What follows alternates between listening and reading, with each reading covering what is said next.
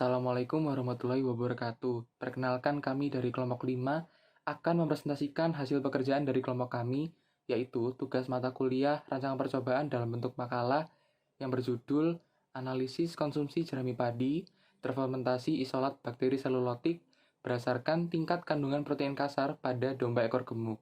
Sebelumnya kami akan memperkenalkan diri terlebih dahulu. Nama saya Antonio Nicholas dari Prodi Statistika Angkatan 2019 dengan NIM akhir 58. Perkenalkan, nama saya Novia Anggita Aprilianti dari Statistika Angkatan 2017 dengan NIM 023. Perkenalkan, saya Sefira Salsabila dari Angkatan 19, NIM 001. Saya Farul Firman Anugrah Saputra, Statistika 19, NIM 020. Saya Belkis Abdullah dari Statistika 2019 dengan NIM akhir 035. Pemanfaatan jerami padi sebagai bahan pakan ternak ruminansia dapat dikatakan belum optimal karena rendahnya pencernaan jerami padi yang menghambat aktivitas mikroorganisme rumen. Selain itu, struktur jerami padi yang keras dan palatabilitas rendah menyebabkan konsumsi ternak menjadi rendah. Mengingat jerami padi merupakan sumber energi potensial karena mengandung selulosa yang cukup tinggi, para peternak menggunakan berbagai cara untuk melakukan perbaikan nilai gizi jerami. Salah satunya adalah pengolahan secara biologis. Perlakuan secara biologis dengan memanfaatkan mikroorganisme seperti jamur dan bakteri melalui proses fermentasi dengan keuntungan yaitu tidak menimbulkan polusi dan mampu meningkatkan nilai nutrisi dari bahan yang diolah. Menurut Irawadi, mikroorganisme selulolitik memiliki kemampuan menghidrolisasi selulosa menjadi gula yang dapat dicerna melalui sistem enzim yang kompleks. Berdasarkan penelitian in vitro oleh Ardianti 2004, terhadap jerami padi yang difermentasi dengan bakteri selulolitik cairan asal rumen sapi dapat menurunkan bahan kering dari 85,49% menjadi 81,53% dan protein kasar meningkat dari 5,96% menjadi 8,75%. Penelitian ini menggunakan metode in vivo untuk menilai kemampuan konsumsi domba terhadap jerami padi terfermentasi bakteri selulolitik cairan rumen sapi sebagai pakan ternak yang berkualitas. Rumusan masalah dalam penelitian ini adalah, apakah pemberian jerami padi terfermentasi bakteri selulolitik asal cairan rumen berpengaruh terhadap tingkat konsumsi protein kasar pada domba ekor gemuk? Berdasarkan rumusan masalah tersebut, tujuan dari penelitian ini adalah untuk menganalisis pengaruh pemberian jerami padi terfermentasi bakteri selulolitik asal cairan rumen terhadap tingkat konsumsi protein kasar pada domba ekor gemuk. Sedangkan manfaat dalam penelitian ini adalah diharapkan dapat memberikan informasi bagi peternak tentang efek jerami padi yang sudah diproses dengan cara fermentasi, memanfaatkan mikroorganisme selulolitik terhadap intake protein kasar, sehingga peternak tidak ragu untuk menerapkan pemanfaatan jerami padi sebagai pakan ternak. Di sini saya akan menjelaskan bab 2 yaitu tinjauan pustaka. Yang pertama adalah jerami padi. Jerami padi adalah hasil samping dari tanaman padi atau Oryza sativa. Selain hasil samping, jerami sebagai sumber pakan ternak ruminansia. Jerami mempunyai beberapa kelemahan, yaitu rendah energi, protein, mineral, dan vitamin. Lalu ada fermentasi. Fermentasi adalah proses terjadinya penguraian senyawa-senyawa organik untuk menghasilkan energi serta terjadi pengubahan substrat menjadi produk baru oleh mikroba. Lalu ada mikroorganisme rumen. Rumen menempati 80% dari semua bagian lambung. Mikroorganisme di dalam rumen berperan untuk membantu proses pencernaan dan pertahanan tubuh. Lalu berikutnya ada domba ekor gemuk. Domba ekor gemuk memiliki ciri-ciri seperti ukuran badan yang lebih besar dari domba pada umumnya. Tekstur bulu yang lebih kasar, ekor yang lebih panjang, dan juga pangkal ekor yang lebih besar, dengan timbunan lemak yang cukup banyak. Lalu berikutnya konsumsi pakan. Tinggi rendahnya konsumsi pakan pada ternak ruminansia sangat dipengaruhi oleh faktor hewan, faktor pakan, dan faktor lingkungan. Berikutnya ada Latin Square Design atau rancangan bujur sangkar Latin. Rancangan ini digunakan apabila unit percobaan tidak homogen, di mana ketidakhomogenan tersebut diduga mengarah pada dua arah, sehingga pengelompokan perlakuannya berdasarkan dua kriteria, yaitu pengelompokan ke arah baris dan ke arah kolom. Lalu ada uji normalitas. Uji normalitas bertujuan untuk mengetahui apakah sebaran data berdistribusi normal atau tidak. Berikutnya ada uji homogenitas varians. Uji homogenitas bertujuan untuk meyakinkan bahwa sekumpulan data yang akan diukur memang berasal dari populasi yang homogen atau sama. Lalu ada uji lanjut post-hook. Teknik post-hook test bertujuan untuk mengetahui variabel manakah yang memiliki perbedaan yang signifikan. Dalam penelitian ini, uji lanjut yang digunakan apabila asumsi homogenitas variansi terpenuhi adalah uji Duncan. Yang terakhir ada efisiensi relatif. Perhitungan efisiensi relatif bertujuan untuk mengetahui tingkat efisiensi RBSL jika dibandingkan dengan rak atau rancangan acak kelompok. Jadi data pada penelitian kali ini merupakan data sekunder mengenai tingkat konsumsi protein kasar jerami padi terfermentasi bakteri selulotik asal cairan rumen sapi sebagai pakan ternak pada domba ekor gemuk. Data ini kami dapatkan dari skripsi konsumsi jerami padi terfermentasi isolat bakteri selulotik pada domba ekor gemuk. Variabel penelitiannya yaitu variabel responnya konsumsi protein kasar sama dengan BKP dikali PKP dikali sigma P dikurang BKS kali PKS kali sigma S per 100 dengan variabel prediktor P0 sama dengan 60% jerami padi ditambah 40% konsentrat.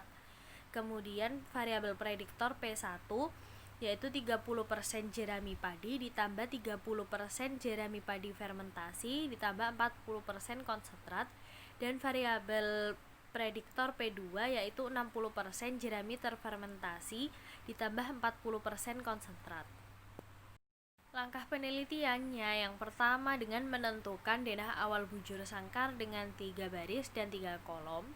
Kemudian mengacak letak baris dan kolom menggunakan software Microsoft Excel dengan membuat angka random kemudian diurutkan dengan ranking sebagai nomor baris dan nomor kolom terpilih.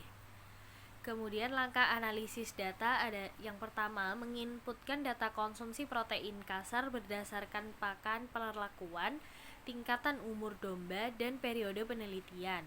Kemudian menentukan hipotesis, menentukan daerah kritis, dan menentukan uji yang akan digunakan, lalu diambil keputusan dan kesimpulan. Kemudian di alur pengujian, yang pertama ada uji normalitas dan homogenitas varians residual. Yang kedua ada uji ANOVA atau RBSL. Yang ketiga uji homogenitas varians tingkat konsumsi protein kasar. Dan yang terakhir uji lanjutan yaitu uji Duncan. Baik, pada bab selanjutnya ada hasil dan pembahasan. Ya, ini merupakan data penelitian yang kami peroleh dari salah satu skripsi yang berjudul Konsumsi Jerami Padi Terfermentasi Isolat Bakteri Selulolitik pada Domba Ekor Gemuk, milik Iza Rahmawati, Fakultas Kedokteran Hewan Universitas Airlangga Surabaya tahun 2005. Jadi data penelitian ini merupakan data jumlah konsumsi protein kasar pada setiap domba berdasarkan perlakuan, di mana terdapat 3 macam perlakuan, ada P0, P1, dan P2. Dengan P0 merupakan 60% jerami padi, ditambah konsentrat 40%, untuk P1 merupakan 30% jerami padi, ditambah 30% jerami padi fermentasi, ditambah 40% konsentrat. Dan yang terakhir untuk P2 merupakan 60% jerami padi fermentasi, ditambah 40% jerami padi fermentasi. Baik, slide selanjutnya. Di sini terdapat denah awal bujur sangkar Latin kami ordo 3x3 yang artinya terdapat 3 baris dan 3 kolom. Selanjutnya kami melakukan pengacakan pada baris dan juga kolomnya dengan bantuan Excel.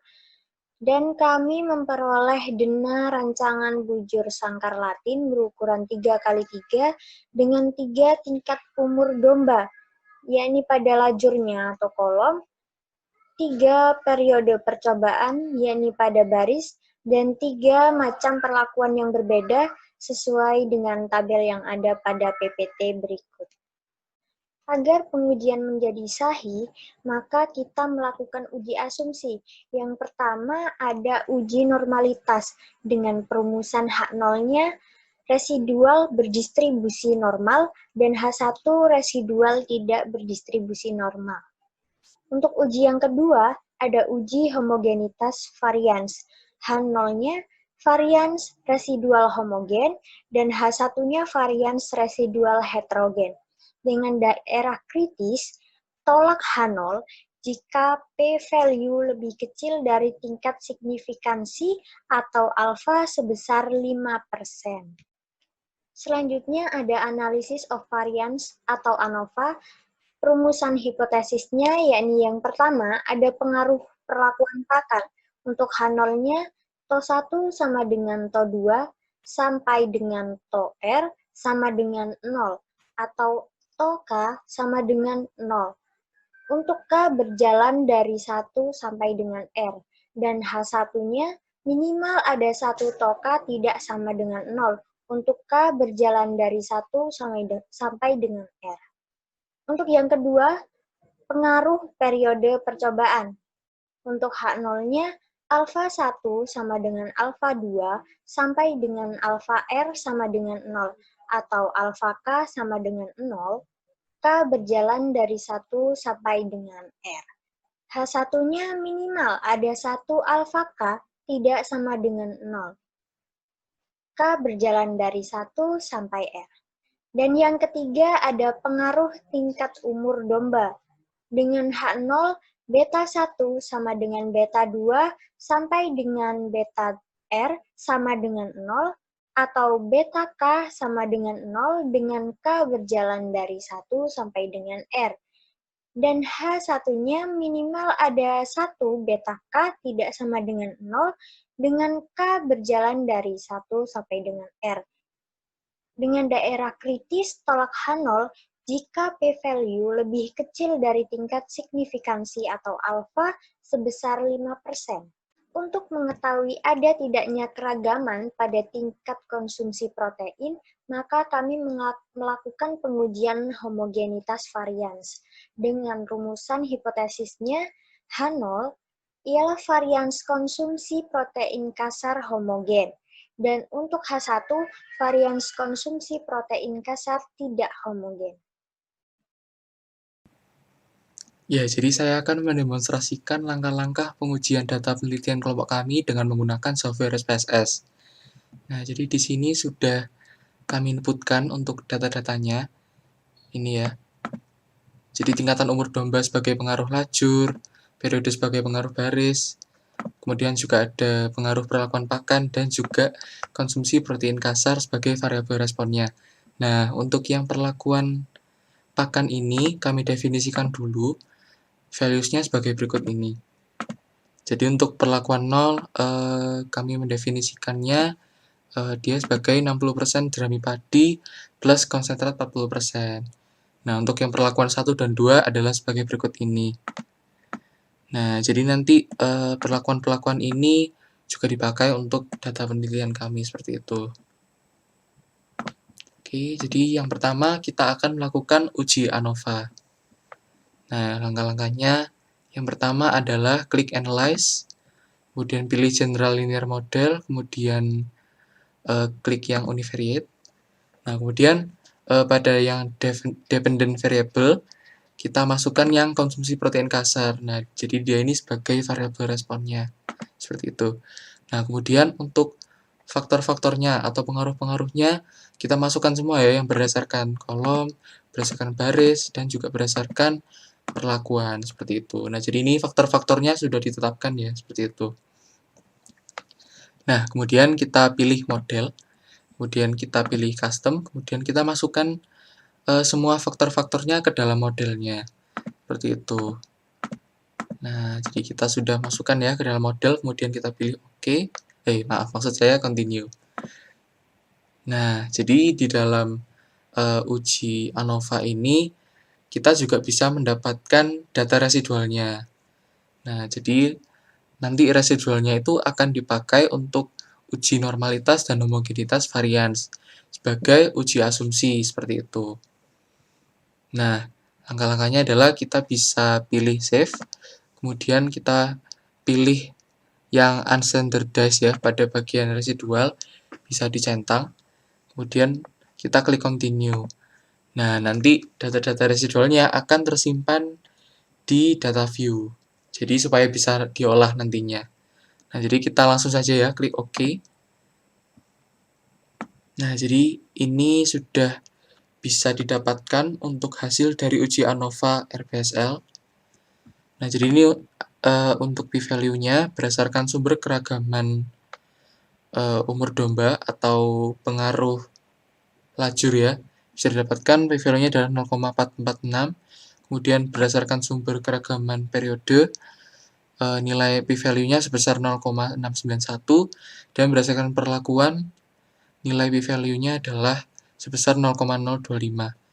Nah, jadi itu untuk output dari uji ANOVA-nya.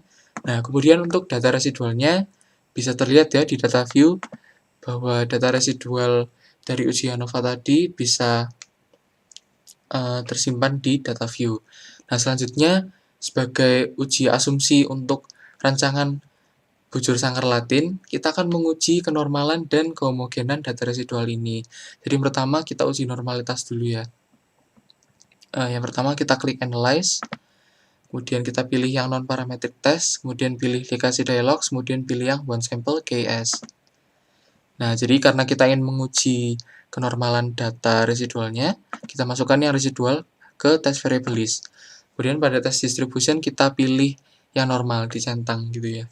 Nah, kemudian kita klik OK. Nah, bisa dilihat untuk p-value-nya adalah sebesar 0,111. Ya, jadi bisa kita lihat ya kalau sebaran data residualnya itu normal seperti itu karena p-value-nya yang lebih dari alfa.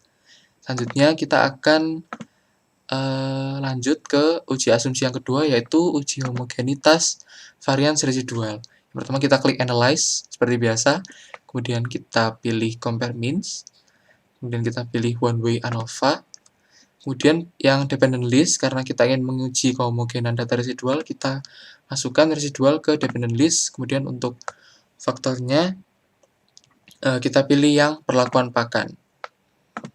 Nah, kemudian pada bagian options, kita pilih yang homogeneity of variance test. Kemudian klik continue dan klik OK. Nah, sudah didapatkan hasilnya ya untuk uji homogenitas varians residual. Nah, di sini bisa kita lihat kalau p-value-nya adalah 1.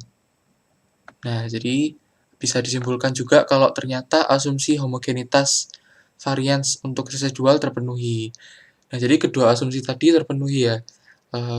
Kalau residualnya setelah diuji kenormalannya ternyata sebaran datanya normal, kemudian asumsi homogenitas varians data residual juga terpenuhi.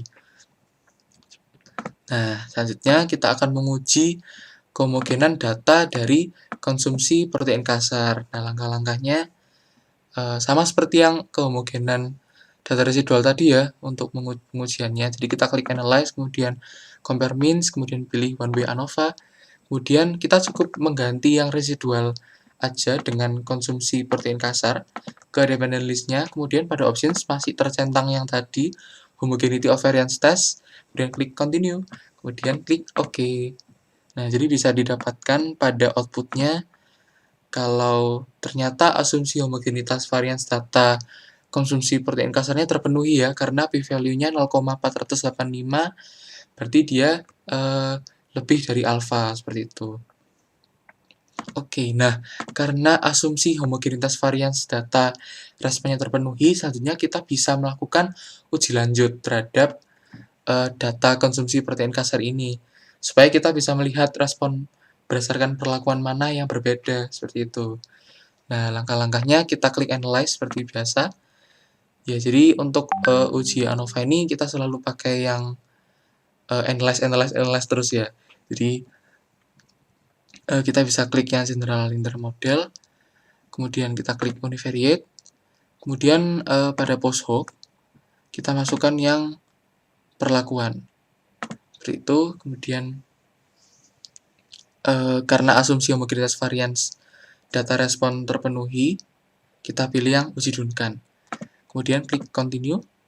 Nah, tadi kan masih ada centang di residualnya ya. Nah, ini kita hapus aja centangnya. Oke, jadi kita langsung aja klik OK. Nah, bisa didapatkan hasil dari uji lanjut, yaitu uji Duncan. Nah, di sini nanti kita bisa mendapatkan subsetnya, seperti itu. Nah, jadi nanti itu di sini subsetnya itu dibagi berdasarkan kehomogenan datanya, seperti itu. Nanti yang tampil di sini itu rata-ratanya ya. Nah, jadi tadi uji Duncan-nya sudah didapatkan outputnya. Nah, yang terakhir adalah efisiensi relatif. Nah, untuk perhitungan tingkat efisiensi LBSL terhadap RAK ini kita perlu tahu kuadrat tengah error dari rancangan acak kelompoknya. Nah, langkah-langkahnya adalah sebagai berikut. Kita klik Analyze seperti biasa, kemudian kita pilih General Linear Model, kemudian kita pilih yang univariate. Nah, karena di RAK itu pengaruh kolom tidak dicantumkan ya, jadi kita hapus saja yang tingkatan umur. Kemudian pada model, oh ya sudah hilang juga. Kemudian pada posok, ya kita tidak perlu menguji posoknya ya, karena di sini kita hanya perlu kuadrat tengah error atau mean square dari errornya rancangan acak kelompok, seperti itu. Kemudian kita klik OK. Nah, sudah didapatkan output untuk rancangan acak kelompoknya. Ya, jadi untuk mean square-nya didapatkan hasilnya adalah 5,539. Ya, jadi nanti nilai kuadrat tengah error ini akan dipakai untuk perhitungan tingkat efisiensi rancangan bujur sangkar Latin terhadap RAK. Seperti itu. Nah, jadi untuk pengujian dengan SPSS sudah selesai. Nah, selanjutnya untuk interpretasi, pengambilan keputusan maupun kesimpulannya akan dilanjutkan oleh teman saya. Seperti itu. Terima kasih. Baik, setelah dilakukan pengujian menggunakan bantuan software SPSS, kemudian kita dapat mengambil keputusan dari output-output yang ada. Yang pertama untuk pengujian normalitas residual. Dapat dilihat dari tabel one sample Kolmogorov-Smirnov test, didapatkan nilai signifikansi atau p-value 0,111 lebih besar dari alfa 0,05. Jadi dapat diputuskan untuk menerima H0 dan dapat disimpulkan bahwa residual berdistribusi normal. Jadi nilai YI pun akan berdistribusi normal pula. Untuk yang kedua, uji homogenitas varians residual. Dilihat dari tabel test of homogeneity of variance yang didapatkan, untuk residual dari konsumsi protein kasar, didapatkan nilai signifikan atau p-value sebesar 1, yakni lebih besar dari alfa 5%. Jadi, pengujian menghasilkan keputusan untuk menerima H0 yang dapat disimpulkan bahwa asumsi homogenitas varians residual terpenuhi, bahkan sangat signifikan. Di rancangan bujur sangkar Latin, dapat kita lihat pada tabel test of between subject effect, kami memperoleh untuk pengaruh pada kolom atau tingkat umur dombanya diperoleh nilai p-value sebesar 0,446, yakni lebih besar dari alfa 5%, jadi dapat diputuskan untuk menerima H0 dan dapat disimpulkan tidak terdapat pengaruh tingkatan umur domba terhadap konsumsi protein kasar pada domba ekor gemuk. Untuk yang kedua, pengaruh baris atau periode percobaan.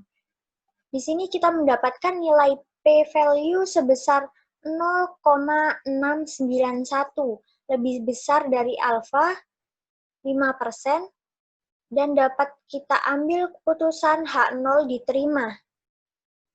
Jadi dapat disimpulkan bahwa tidak terdapat pengaruh periode percobaan terhadap konsumsi protein kasar pada domba ekor gemuk. Untuk yang ketiga, pengaruh perlakuan pakan. Kita mendapatkan p-value 0,025 yakni lebih besar dari 5%, jadi H0 ditolak, dan dapat disimpulkan bahwa terdapat pengaruh pemberian pakan terhadap konsumsi protein kasar pada domba ekor gemuk.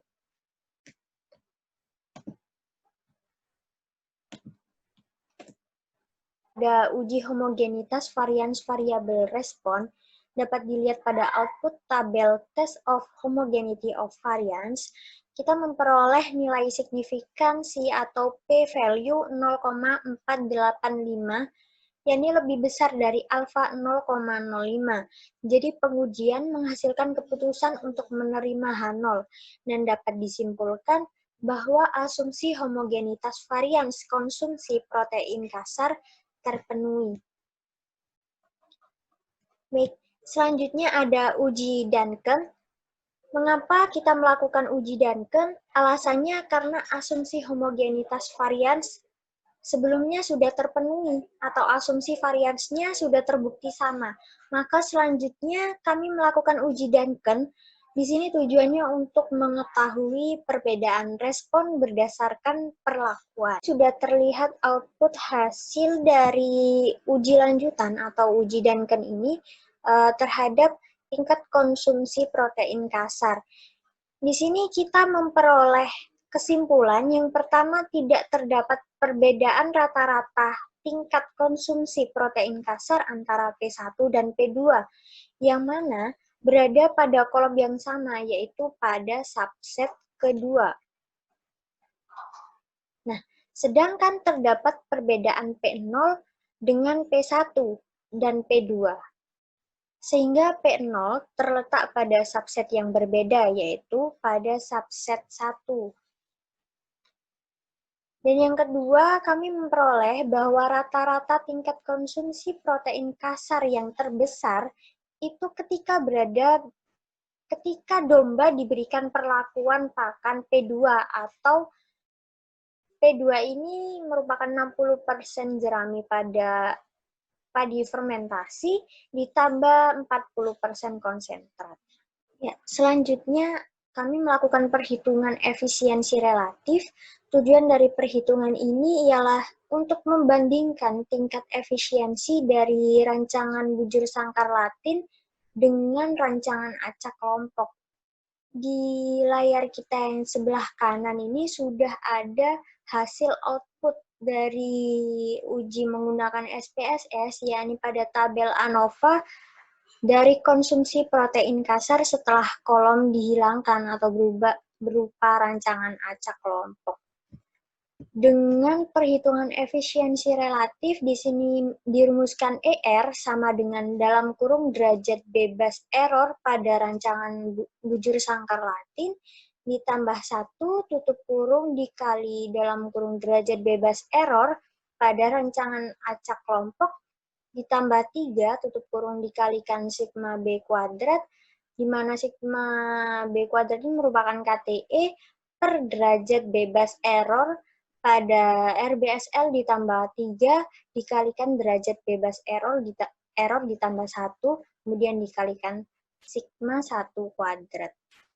Berdasarkan perhitungan yang telah kami lakukan terhadap efisiensi relatif, kami memperoleh ER sebesar 1,145454545 yang dapat kami bulatkan menjadi 1. Jadi di sini kita dapat menyimpulkan agar sensitivitas rancangan acak kelompok ini sama dengan rancangan bujur sangkar Latin, maka sebaiknya ulangan yang harus dilakukan ini dalam rancangan acak kelompok sebanyak 1 kali dari banyak kolom yang digunakan dalam rancangan bujur sangkar Latin. Dengan kata lain, ungkapan dalam rancangan acak kelompok tidak perlu ditambah agar bisa mendapatkan sensitivitas yang sama dengan RBSL ini. Jadi kesimpulannya, penggunaan jerami padi terfermentasi bakteri selulotik asal cairan rumen sapi sebagai pakan ternak dapat meningkatkan konsumsi protein kasar pada domba ekor gemuk. Pakan yang mengandung jerami padi terfermentasi 60% memiliki tingkat pakan yang lebih tinggi daripada pakan dengan kandungan jerami terfermentasi 30% atau jerami padi biasa. Jadi sarannya, para peternak dapat menggunakan jerami padi terfermentasi bakteri selulotik cairan rumen sebanyak 60% dalam pakan di musim kemarau saat keberadaan rumput hijauan sulit didapatkan karena padi terfermentasi 60% dapat meningkatkan konsumsi protein kasar. Selain itu, diperlukan penelitian lebih lanjut terkait konsumsi jerami padi yang difermentasi bakteri selulotik dari cairan rumen terhadap rumenansia lain. Sekian pemaparan hasil pekerjaan kelompok 5. Kami mohon maaf apabila terdapat beberapa kesalahan kata ataupun kekurangan lainnya. Assalamualaikum warahmatullahi wabarakatuh.